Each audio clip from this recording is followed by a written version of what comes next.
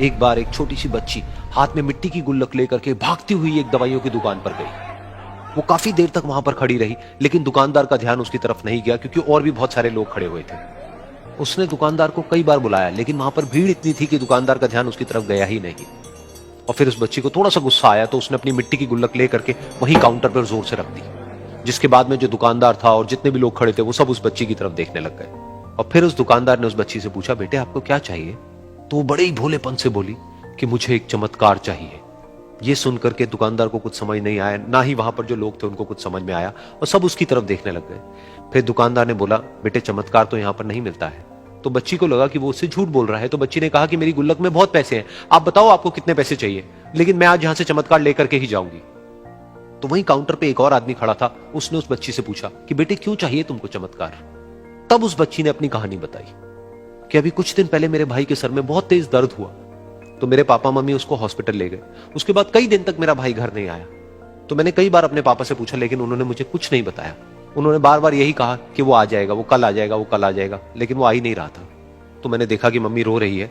अब papa mummy को कह रहे थे कि उसकी दवाइयों के लिए और उसके इलाज के लिए जितने पैसे चाहिए उतने मेरे पास में नहीं है, अब उसको कोई चमत्कार ही बचा सकता है। तब मुझे लगा कि अगर मेरे पापा के पास में इतने पैसे नहीं भी हैं तो क्या हुआ, मेरे पास में तो है। तो मैंने जितने भी पैसे जोड़ रखे हैं वो सारे लेकर के मैं इस दवाई की दुकान पर आई।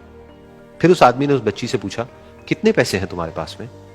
ये सुनते ही उस बच्ची ने अपनी गुल्लक उठाई, जमीन पर फेंकी और तोड़ दी और पैसे गिनने लग गई। बाकी सब लोग खड़े होकर के उसको देख रहे थे। थोड़ी देर बाद उसने सारे पैसे अपने हाथ में इकट्ठे किए और बोली, मेरे पास में पूरे 19 रुपए हैं।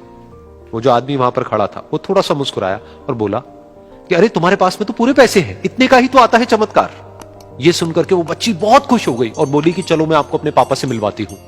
बाद में पता लगा कि वो आदमी कोई आम आदमी नहीं था, बल्कि एक बहुत बड़ा न्यूरोसर्जन था, और उसने सिर्फ 19 रुपए में उसके भाई की सर्जरी करी और कुछ ही दिन बाद वो ठीक होकर के घर वापस आ गया। फिर कुछ दिन बाद वो बच्ची, उसका भाई, उसके पापा, उसकी मम्मी चारों एक साथ बैठे हुए थे और बात कर रहे थे। तो उसकी मम्मी ने उसके पापा से पूछा कि अब तो बता दो ये चमत्कार आपने किया कैसे? तो उन्होंने अपनी बेटी की तरफ देखा और बोले, ये चमत्कार मैंने नहीं, इसने किया है।